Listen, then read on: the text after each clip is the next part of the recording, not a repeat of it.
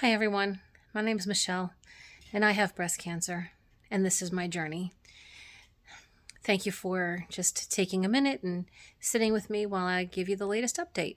Today is Monday, October 6th, and as of today I had some CAT scans done on Saturday and I had an EKG also done on Saturday.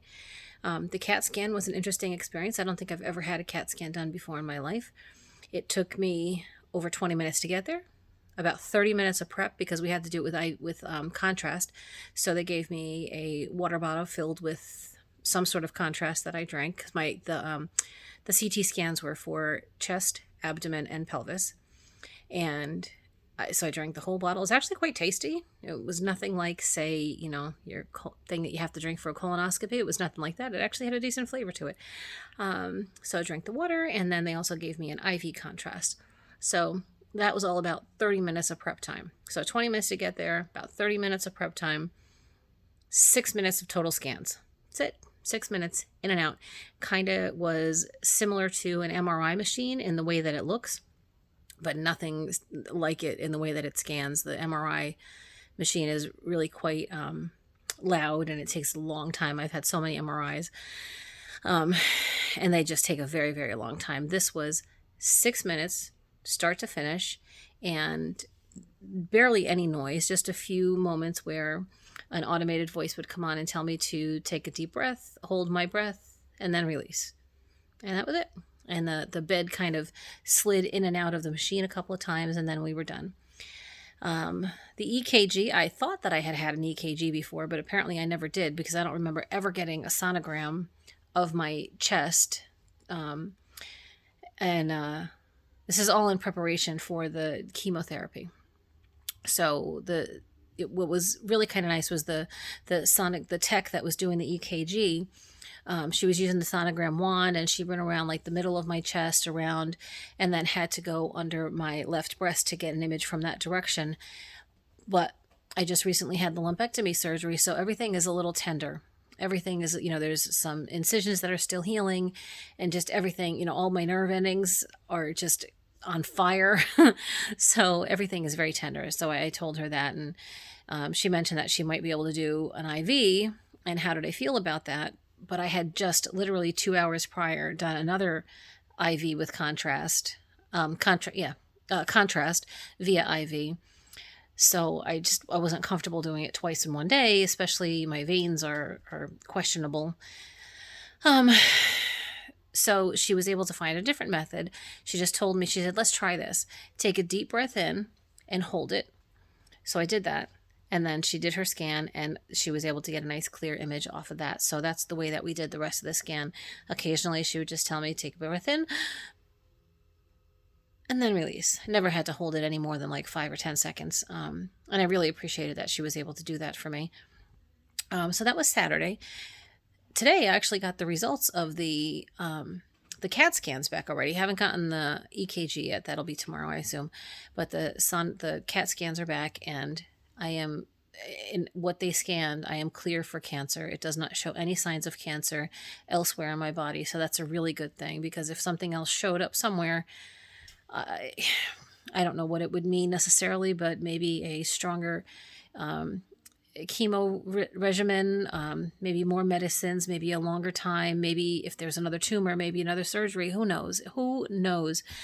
But thankfully that came back clear of any cancer elsewhere in my body. So the next thing I still have to do is get a bone scan.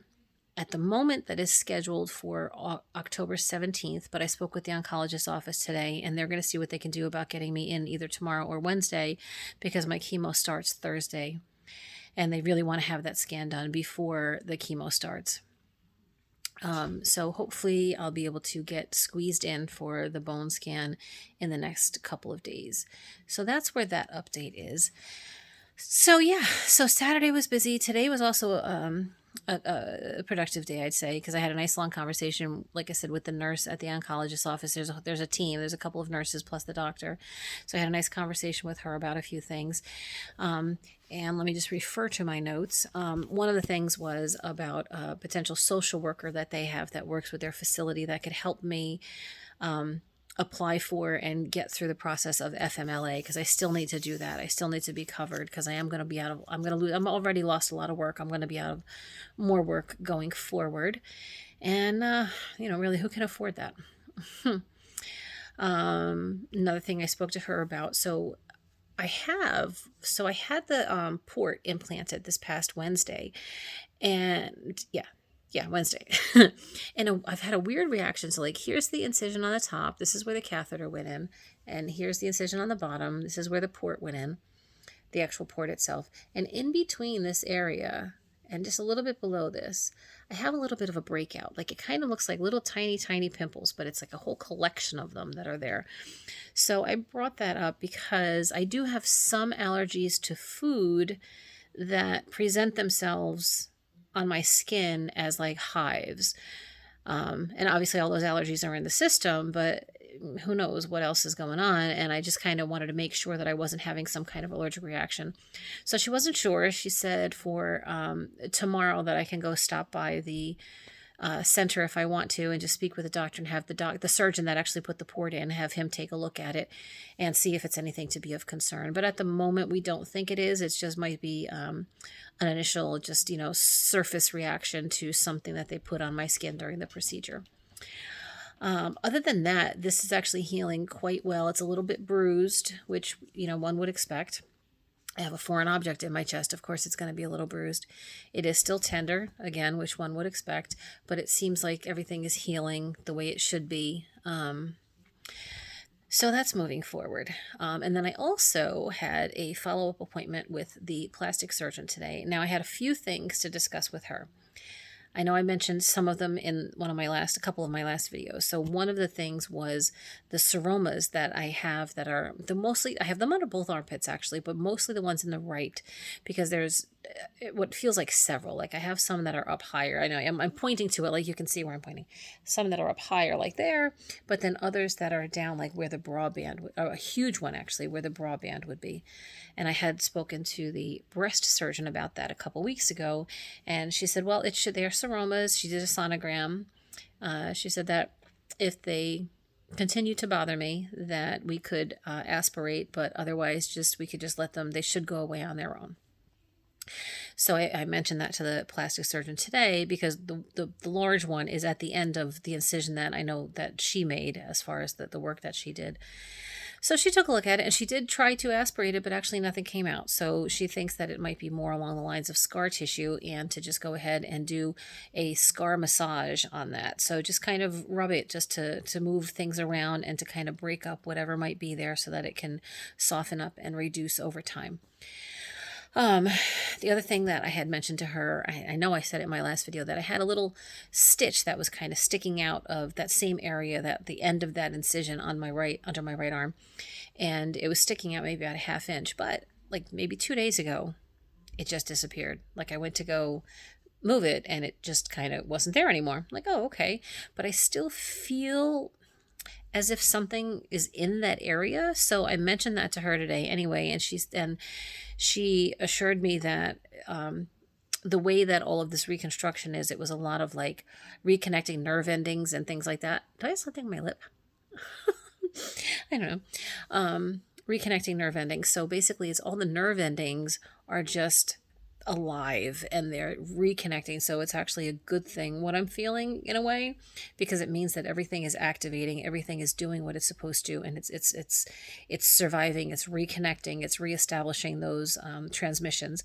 So she thinks that, so that's what that is about. But the stitch, she said, was normal because she did have an external stitch that was on there, and it would sometimes, they do come untied, and they expend like that, but it just kind of came off on its own.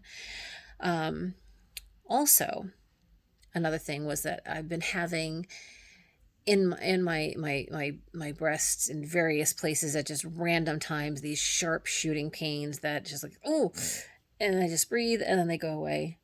Again, that's also the same thing with the nerve endings as they reconnect and bring themselves back to life and get reacquainted with their new neighbors, their new positions, their new connections.